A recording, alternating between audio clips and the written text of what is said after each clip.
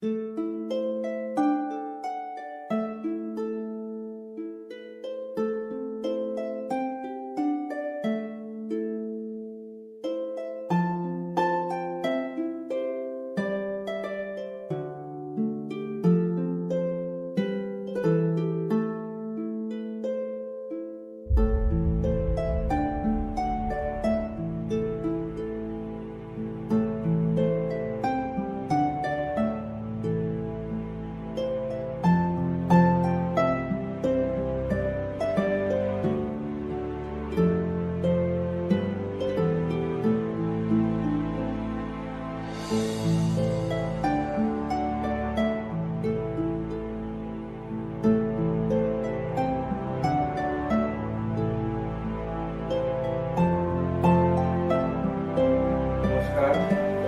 ইন্দ্রজিৎ, আমার মাই nature garden চ্যানেলে আপনাকে স্বাগত।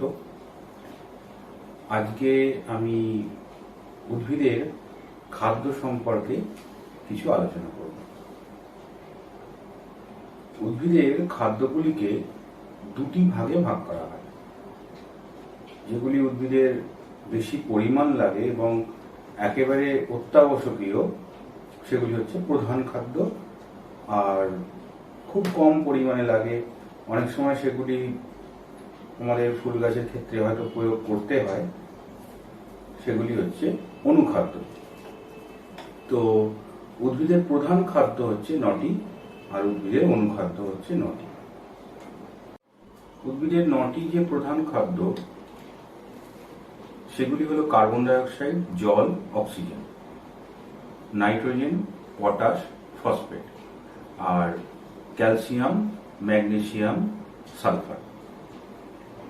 তা এই 9টা খাদ্যের মধ্যে 3টি খাদ্য, প্রথম যে 3টি আমি বললাম, সেগুলি উদ্ভিদ প্রকৃতি থেকে সরাসরিভাবে পেয়ে যায়। কার্বন ডাইঅক্সাইড বাতাস থেকে পেয়ে যায়, জল আমরা গাছে যে জল ব্যবহার করি, টবের গাছে হোক বা মাটি থেকে সরাসরি উদ্ভিদ জল গ্রহণ করে নেয়, আর অক্সিজেনও বাতাস থেকে পেয়ে যায়।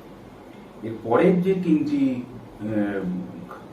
খাদ্য, সেগুলি আমাদের মাটিতে থাকলেও আমাদের বেশিরভাগ ক্ষেত্রে প্রয়োগ করতে হয়: নাইট্রোজেন, ফসফেট, পটাশ।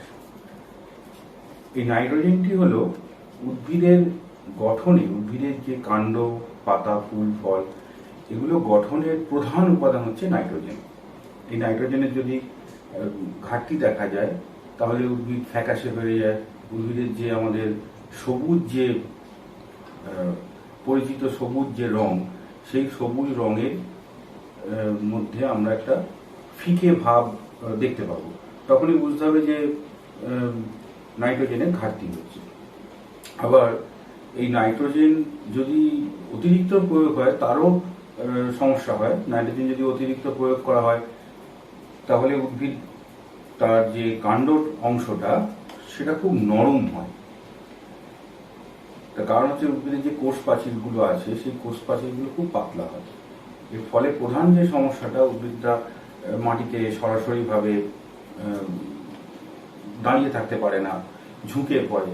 এবং আরও একটা মারাত্মক ক্ষতি হয়, সেটা হচ্ছে কোষ প্রাচীরটা পাতলা হওয়ার জন্য কীট পোকাগুলো সহজেই আক্রমণ করে। আমরা ফুল, ফল যেসব গাছই করি না কেন, আমরা যদি প্রত্যেকটি ধাপে ঠিকভাবে পালন করি, তাহলে আমাদের অতিরিক্ত কীটনাশক, অতিরিক্ত রাসায়নিক সার প্রয়োগ করা অনেকটা নিয়ন্ত্রণে থাকবে। প্রথম থেকে মাটি তৈরি, সার নির্বাচন, কোন সারটা কখন দেবো, কোন ঋতুতে কোন সার প্রয়োগ করা উচিত, প্রত্যেকটা জিনিস যদি আমরা ঠিকভাবে পালন করে চলি, গাছের রোগ পোকার আক্রমণ কম আসবে, ছত্রাক কম লাগবে, সুন্দর একটা ইকোসিস্টেম তৈরি হবে। তো মূল কথায় ফিরে আসি, যে যদি নাইট্রোজেনের পরিমাণ আমরা খুব বেশি দিয়ে দিই, তাহলে কোষপ্রাচীরটা পাতলা হওয়ার কারণে কিন্তু অনেক ধরনের সমস্যা দেখা যায়। এবার আসছে ফসফেট। ফসফেট উদ্ভিদের শিকড়ের যে বৃদ্ধি, তার মূল প্রয়োজন কিন্তু ফসফেট। ফসফেটের যদি ঘাটতি হয়, তাহলে ঠিকমতো শিকড়টা বৃদ্ধি পাবে না। আমরা গাছের যদি একটা যে কোনো গাছ, সে ফল হোক, ফুল হোক, সবজি হোক, শস্য হোক, ক্ষেতের ফসল হোক, তার জীবদ্দশাকে আমরা তিনটে মূল ভাগে ভাগ করতে পারি। শৈশব, যখন সেই বীজটি ফুটে চারা গাছটি সদ্য উৎপন্ন হলো, সদ্য একটা চারা গাছ পাওয়া গেল, বা কলম করে যদি কোনো ফলের গাছও করা হয়, প্রথম যে কলম করার পর যে তার অবস্থাটা, তারপর হচ্ছে তার যৌবন, তারপর হচ্ছে তার বার্ধক্য। এই তিনটে ধাপে যদি আমরা যে কোনো গাছকে, সে এখন ধরা যাক গাঁদা গাছ, তো গাঁদা গাছের একটা জীবদ্দশা সাধারণত আমরা ইনকা বা গোল্ড কয়েন বা ড্রাগন যেসব গাছগুলো আমরা শীতকালে করি, তার জীবদ্দশাটাকে আমরা সাধারণত যদি কম বেশি 90 দিন ধরে নিই, তো সেটাকে যদি তিনটে ভাগ করা হয় 30-30-30, এই 30টা দিন হচ্ছে তার শৈশব, 30টা দিন হচ্ছে তার যৌবন, আর 30টা দিন তার বার্ধক্য। এটা কম বেশি তাপমাত্রার কারণে বা প্রাকৃতিক কারণে 30টা 40 হতে পারে, বা বার্ধক্যটা দেরিতে আসতে পারে, কম সংখ্যার হতে পারে। সেটা তার সার প্রয়োগের পরিমাণের ওপর বা আনুষঙ্গিক যত্ন, ওভারঅল যে আমরা পরিচর্যা করি তার ওপর কিছুটা নির্ভর করে।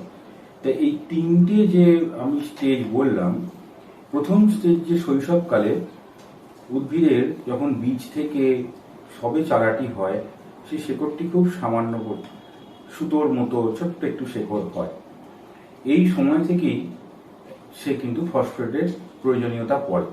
এই ফসফেটের প্রয়োজনীয়তা তখন পড়ে, তখন কিন্তু মাটিতে যে ফসফেট মিশ্রিত অবস্থায় থাকে সেটাকেই সে গ্রহণ করে প্রাথমিক অবস্থায় সে কাটায়। তারপরে একবার দুবার ফসফেট প্রয়োগ করার প্রয়োজন হয়, সেটা যখন আমি আমার অন্য ভিডিওতে সার প্রয়োগের পদ্ধতি সম্পর্কে আলোচনা করব বিস্তারিতভাবে, সেখানে বলব। তো মাটি তৈরির সময় সেই জন্য আমরা সামান্য পরিমাণ ফসফেট মিশাবার কথা বলেছিলাম। এখন ফসফেট যদি ঘাটতি হয়, ফসফেটের ঘাটতি হলে প্রথম সমস্যা হবে, শেকড়ের ঠিক মতো বৃদ্ধি হবে না। ফসফেট বাড়তিও দেওয়া উচিত নয়, কিন্তু একটা মজার ঘটনা হচ্ছে, যদি সামান্য পরিমাণ ফসফেট বাড়তি হয়, খুব বেশি না, খুব সামান্য পরিমাণ যদি বাড়তি হয়েও থাকে, তাতে হয় কি, শৈশবকালে যে ফসফেটটা উদ্ভিদ সঞ্চিত করে রাখে, যখন প্রাপ্তবয়স্ক হয় সেই ফসফেটটা কিন্তু সে কাজে লাগাতে পারে।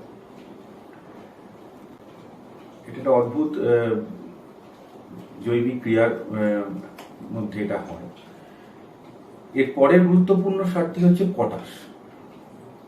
পটাশের প্রধান কাজ হচ্ছে ফুল ফল ধারণ করা, গাছকে মজবুত করে ধরে রাখা, গাছের যে কোষ প্রাচীর, উদ্ভিদের যে কোষ প্রাচীর, সেই কোষ প্রাচীরের গঠনটাকে মজবুত করা। দিনের বেলায় যখন সালোক সংশ্লেষ হয়, সেই সালোক সংশ্লেষের সময় উদ্ভিদ শর্করা জাতীয় খাদ্য তৈরি করে। সেই শর্করা জাতীয় খাদ্যটা উদ্ভিদের পাতায় জমা থাকে।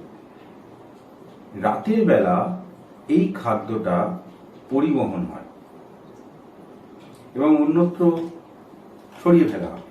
তার কারণ হচ্ছে, আবার তো পরের দিন সকালবেলা যখন সূর্য উঠবে, আবার তো সালোক সংশ্লেষ প্রক্রিয়া শুরু হবে। পাতায় যদি সেই খাদ্যটা সঞ্চিত অবস্থায় থেকে যায়, তাহলে খাদ্য উৎপন্ন হওয়ার যে প্রক্রিয়া, সালোক সংশ্লেষ প্রক্রিয়াটা ব্যাহত হবে। এই পাতা থেকে খাদ্যটাকে অন্য জায়গায় স্থানান্তরিত করার কাজটা করে পটাশ। খুব মজার বিষয়, আখের গাছ বা আলু, এদের যে কাণ্ডতে শর্করাটা সঞ্চিত হয় বা আলুর মধ্যে যে শর্করা সঞ্চিত হয়, রাতের বেলায় এটা উদ্ভিদের পাতার যে শর্করা, সেই রাতের বেলায় সেইটা স্থানান্তরিত হয়। এটা খুব মজার বিষয়। এই তিনটে যে সার আমি বললাম, এই তিনটে হচ্ছে উদ্ভিদের যে কোনো গাছের ক্ষেত্রে, সে আম, জাম, কাঁঠাল, ধান, লঙ্কা, বেগুন, কপি, গাঁদা, চন্দ্রমল্লিকা, পিটুনিয়া, ডালিয়া, যে কোনো ফুলের গাছ হোক বা ফলের গাছ হোক, সবজি হোক, বৃক্ষ হোক, প্রত্যেকের ক্ষেত্রে এই তিনটে উপাদান খুব প্রয়োজন।